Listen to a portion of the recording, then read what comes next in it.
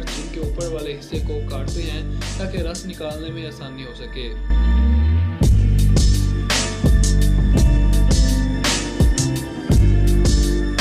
अब ये juice extraction chamber में चला जाता है, जहाँ कई सारी मशीन शामिल होती हैं। ये मशीन में आम के छिलके और बीज निकालकर इसका पल्प निकाल दिया जाता है, जो कि गर्म चैम्बर से होकर इस तरह बनकर निकलता है।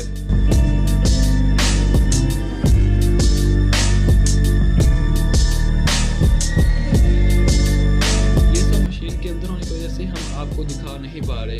ठंडा होने के बाद पल्प जूस बनने के लिए रेडी होता है। इसके बनने में मैंगो पल्प, पानी, चीनी, सिट्रिक एसिड और दूसरे इंग्रेडिएंट्स को इसमें डालकर जूस बनाया जाता है। इस धुआं मशीन से गुजरने के बाद ये इस तरह से पैक होते हैं।